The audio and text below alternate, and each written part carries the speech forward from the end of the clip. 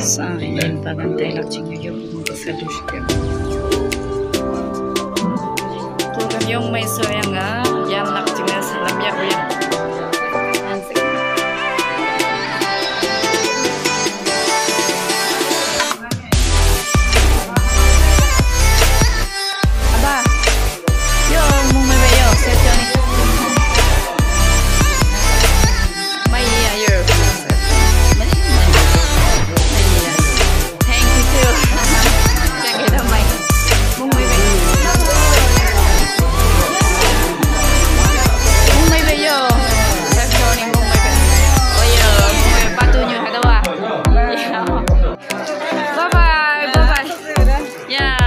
Thank you.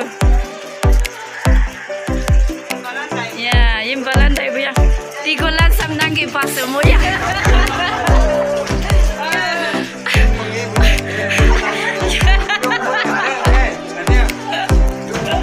Wah, tikol kayo sapu yang lain tu. Ayang namdo nyulan sam nam. Kayo sapu yang ya.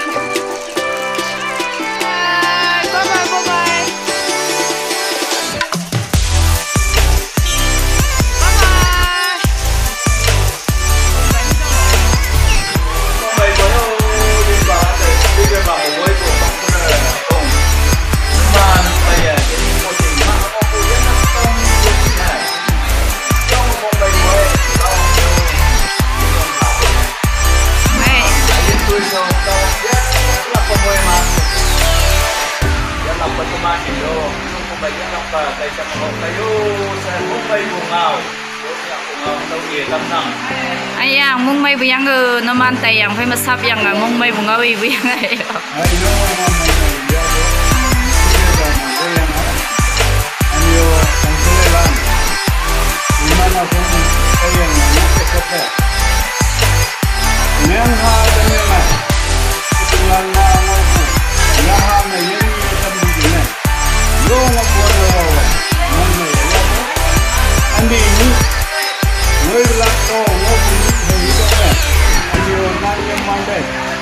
Gimana pakalaksan munghamna aniyo munghamna dainan gimana yendu sose kawana mune mansiyo se yokume kaikan mengokai etinglan teman yuk nokwi solak sine etinglan menglap tempat se kawan se yalap ke yokume kaikan bau se atau mau itu temna Ayo alan alan mumbai ba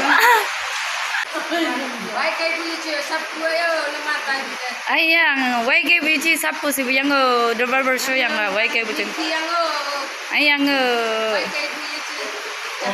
yongan kong boyong mai ren so bayo.